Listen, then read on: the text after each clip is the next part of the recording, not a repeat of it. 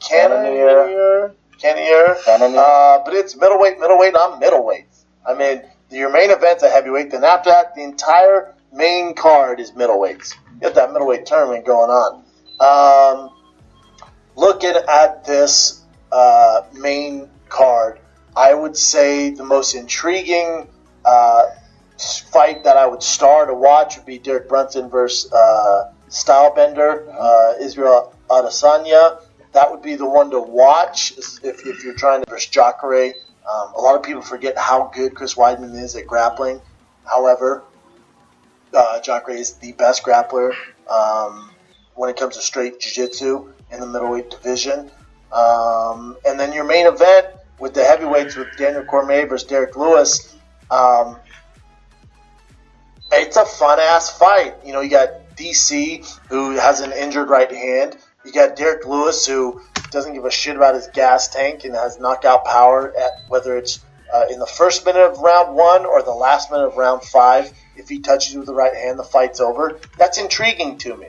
I find that intriguing against DC, who's injured, short notice fight. You know, is he just going to take Derek Lewis down? If I'm a betting man and I have to bet my mortgage on it, yeah, DC probably wins via, I'd say, rear naked choke in the third round. Jacare versus Weidman. I'm gonna be frank with you, man. I've only seen a handful of Jacare's fights, but he did, you know, he was impressive in every single one of his fights. The most impressive thing about him is his jiu-jitsu, man. Once he gets you down, it's over.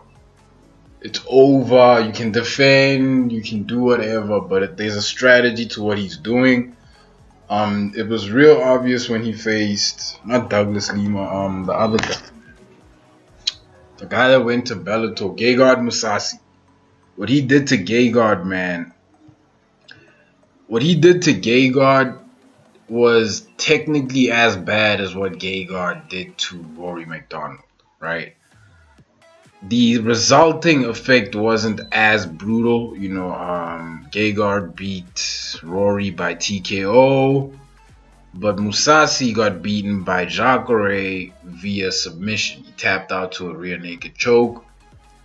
And the reason I bring that fight up is because Chris Weidman's claim to fame is his wrestling. It's his ability to control you on the ground. But it seems like in the middleweight division, he is nearly, I don't want to say subpar, but at the top of the middleweight division, he lacks a bit in that department. Why? His fight against Rockhold, out of the, I'd say maybe 8, okay, not 8. Most of the grappling encounters between the two were won by Rockhold. Him versus Yoel Romero. Yoel Romero stuffed every single takedown. At one point, I think he reversed the takedown. Same with, was it Gastelum? The point is, Chris Weidman here is not in a favorable position simply because Jacare, if I'm not mistaken, is he's a second-degree black belt in Brazilian Jiu-Jitsu. That means Weidman isn't going to win by submission here. I would bet on I would bet not on Chris Weidman, but on Jacare, simply because of the people who he has beaten, and the fact that the people who beat him, you know, ultimately beat Weidman in a worse fashion than they beat Jacare.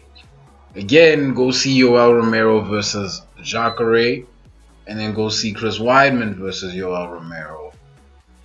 Not the same kind of fight, you know. So yeah, let me know what you guys think. Like, comment, subscribe, and I am out.